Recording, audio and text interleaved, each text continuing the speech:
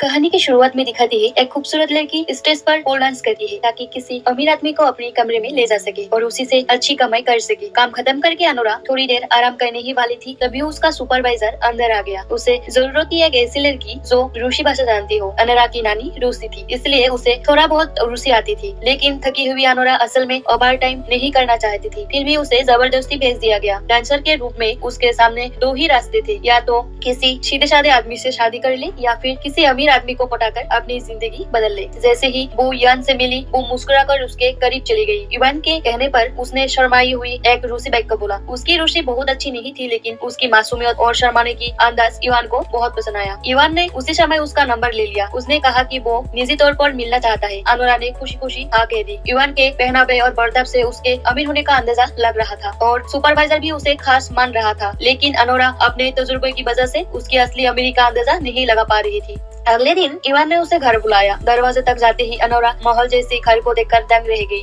वो तो मुश्किल से अमेरिका घूमने आई थी और इवान ने न्यूयॉर्क में एक पूरा बंगला खरीद रखा था। जब उसने अपने किराए के छोटे कमरे को याद किया तो उसे लगा इवान का बाथरूम भी उससे बड़ा है। बातों बातों में उसने फिर पूछा, इतनी दौलत आखिर कैसे? इवान ने बस इतना कहा, मेरे पिता निकोला रूस के सबसे बड़े हथियार व्यापारी है और इवान उसका एकलौता वारिस है। अनोरा ने इंटरनेट पर देखा तो दोबारा चौंक गई। सबसे जरूरी बात, इवान उसे बहुत पसंद कर रहा था।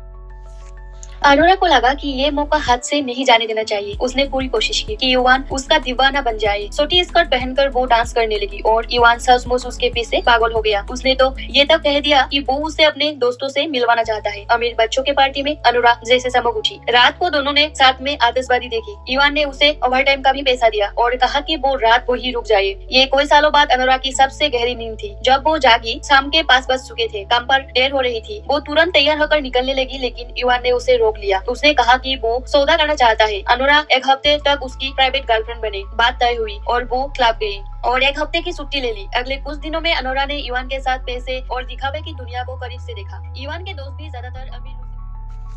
दिन में मौज मस्ती और रात को शराब में डूबना, यही थी डेली रूटीन। कारों के गैरेज ने अनोरा को फिर से चौंका दिया। खेलने खेलने में इवान उसे अपने प्राइवेट जेट से लास वेगास भी ले गया। वहाँ उन्होंने प्रेसिडेंट सूट में पार्टी भी की। इवान जुआ खेलने लगा और हर बार अपने सारी चीज दांव पर लगा देता। हारने पर भी उसे परवाह नहीं था। 7 दिन जल्दी बीत गए। दोनों को एक दूसरे से लगाव हो गया। इवान ने बताया कि वो जल्दी रूस लौटेगा और अपने परिवार से बात करेगा, लेकिन उसके परिवार उसके रिश्ते से खिलाफ थे। अनोरा क्लब लौट आई, लेकिन उसका दिल बदल चुका था। इवान की मीठी बातें उसे सच लगने लगा। इवान मजाक मजाक में कहता है, अगर वो किसी अमेरिकन लड़की से शादी कर ले तो न्यूयॉर्क में रह सकता है। अनोरा को लगा इवान अपने परिवार के नियंत्रण से बाहर निकलना चाहता है। उसने तुरंत उसे शादी के लिए उकसाया। लास वेगास में बस आईडी दिखाकर कोई भी जल्दी शादी कर सकता है। इवान पहले हिचकिचाया, लेकिन अनोरा के मनाने पर वो मान गया। अनोरा की मांग पर उसने 3 कैरेट की अंगूठी बनवाई। दोनों ने तुरंत शादी कर ली। अनोरा को लगा कि वो इवान के लिए खास है। उसे लगा प्यार सब बदल देगा, इसलिए उसने नौकरी भी छोड़ दी। अब उसका दिन सिर्फ इवान और शॉपिंग में बीतने लगा, लेकिन झटका जल्दी मिल गया।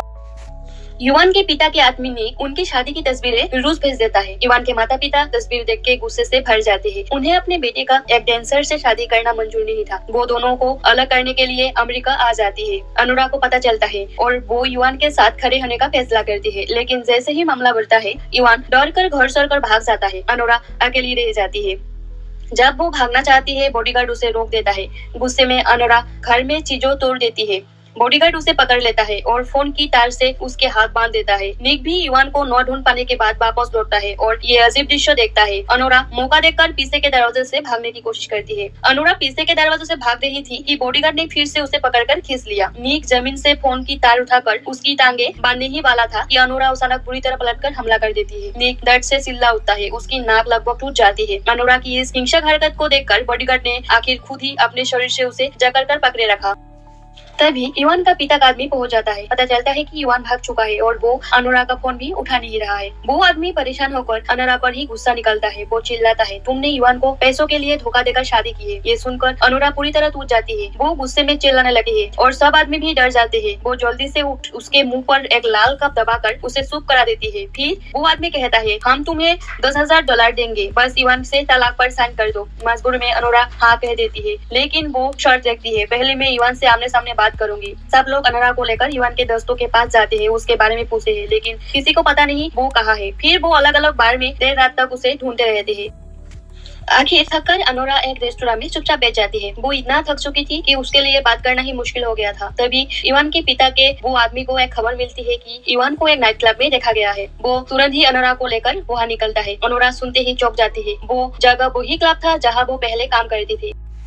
उसको महसूस हुआ कि ये प्यार नहीं, सब कुछ एक धोखा था। वो जैसे ही उधर पहुँचते हैं, वो सारे कमरे का दरवाजा खोलती जाती है ताकि अपनी गैर जिम्मेदार पति को ढूंढ ले। लेकिन जब आखिर में उसे मिलता है, उसका पति किसी दूसरी लड़की के साथ चिपका हुआ था। ये देखकर अनोरा पूरी तरह टूट जाती है। वो लड़की को धक्का देती है और इवान को पकड़कर उसे बताने लगती है कि उसे जबरन तलाक दिलवाया जा रहा है। वो ये सब इसलिए कहती है ताकि इवान समझे कि उसके प्यार सच्चा था और वो उम्मीद करती है कि इवान शादी बसाने के लिए खड़ा होगा। पर इवान इतना नशे में है कि होश में ही नहीं है। उसे सिर्फ यही डर है कि उसके माता पिता आ रहे हैं। अनोरा को समझ आता है उसे छोड़ दिया गया है, लेकिन वो हार नहीं मानती और क्लब में पागलों की तरह चिल्लाने लगती है।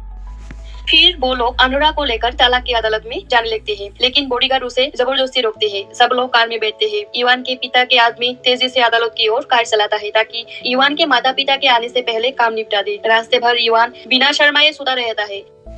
कोर्ट पहुंचकर उसे नींद से उठाया भी नहीं गया, बस घसीटकर अंदर ले जाया गया। वहाँ अफसर ने अनोरा को मजबूर करते हैं कि वो बताए कि शादी कैसे हुई, ताकि इसे गलत शादी साबित करके तलाक तुरंत करवाया जा सके। अनोरा ये सुनकर भड़क जाती है। वो कहती है, शादी तो हमने दोनों की मर्जी से ही की थी, अब लोग सब कुछ उल्टा दिखा रहे हैं। इससे वो गुस्से में चिल्लाती है। अदालत में हंगामा हो जाता है। इवान भी जाग जाता है और नशे में उल्टी करने वाला होता है। आखिर में जज कह देता है शादी लास वेगास में रजिस्टर्ड है।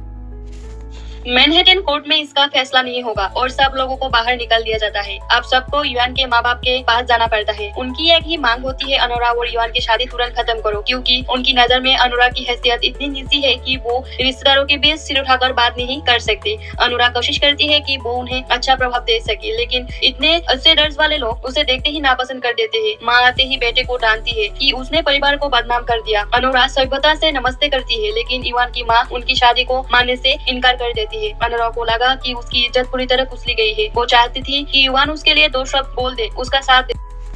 लेकिन जैसे ही इवान ने अपनी माता पिता को देखा, वो तुरंत उससे दूर हट गया, एक डरपोक बच्चों की तरह। इवान कुछ बोले बिना माता पिता के साथ सीधे विमान में बैठ गया, क्योंकि अनोरा विमान में चढ़ने से मना कर रही थी। इवान फिर से उसके पास आया और उसे लास वेगास जाने के लिए दबाव डालने लगा ताकि दोनों का तलाक हो जाए। अनोरा अब भी थोड़ा भावुक थी, क्योंकि उसने इस रिश्ते में दिल से प्यार किया था। इवान के कठोर और बेहरम शब्दों ने उसका दिल पूरी तरह तोड़ दिया। उसे समझ आ गया कि उनके बीच की दुनिया बहुत अलग है, आसमान जमीन का फर्क। इसलिए वो आखिरकार विमान में बैठ गई। रास्ते भर उसके माता पिता इवान को डांटते रहे और इवान उनसे उलझाता रहा। इवान की बात सुनकर अनोरा का दिल बर्फ जैसे ठंडा हो गया। वो सिर्फ एक क्लब डांसर थी, लेकिन उसने कभी सोचा नहीं था कि इवान उसे गंदा और निशा समझता है। अनोरा का दिल पूरी तरह टूट गया। अब उसके पास रहने लायक कोई वजह नहीं थी। आखिरकार दोनों का तलाक हो गया और महल शांत हो गया। लास वेगास पहुंचकर दोनों ने तलाक के कागजों पर साइन किए। अनोरा आखिरी बार इवान को देख रही थी। उम्मीद कर रही थी कि शायद वो थोड़ी सी नरमी और पछतावा दिखाए, लेकिन इवान ने चश्मा पहन लिया ताकि उसकी नजरें उसे ना मिले। उसकी आखिरी उम्मीद भी टूट गई। इवान की माँ बोली, मेरा बेटा किसी से माफी नहीं मांगेगा, समझी। दोनों में झगड़ा भड़क गया। अनोरा की सहेली बोली, क्योंकि तुम्हारा बेटा एक बदतमीज इंसान है। इवान की माँ गुस्से में उछल पड़ी। दोनों के बीच तानाबाजी होती रही और आखिरकार सहेली बोली, बस चलो अनोरा। इवान की माँ बड़बड़ाती रह गई। वो मुड़ी और बोली, धन्यवाद अनोरा। सारा हंगामा खत्म हुआ। बॉडीगार्ड अनोरा को घर छोड़ने आया। विदाई के समय उसने वो ही हीरे की अंगूठी निकाली जो पादरी ने उससे ले ली थी और उसे अनोरा को दे दिया। अनोरा बहुत ही इमोशनल हो गई। उसने बॉडीगार्ड को कसकर गले लगा लिया और आंसू बहा दिए। उसी पल अनोरा को महसूस हुआ कि उसका परियों जैसी कहानी का सपना टूट चुका है। उसने एक अमीर लड़के की मीठी बातें प्यार समझ ली और अनजाने में फंस गई। और यही फिल्म खत्म होती है। ये फिल्म में दिखाया गया है कि किस तरह समाज के उसे नीचे वर्ग लोगों के प्यार और सम्मान को नष्ट कर देते हैं। लेकिन अच्छा ये भी था कि फिल्म ने अनोरा को अंधेरे में नहीं छोड़ा। सबसे नीचे वर्ग से आने वाला बॉडीगार्ड उसके लिए उम्मीद और रोशनी बन गया, जिसने उसकी इज्जत और हिम्मत बचाई। तो दोस्तों, ये थी फिल्म अनोरा की कहानी। आप लोगों को कैसी लगी? अगर अच्छी लगी हो तो एक लाइक जरूर करना और चैनल को सब्सक्राइब भी कर देना। फिर से मिलेंगे ऐसे ही नई नई कहानी के साथ।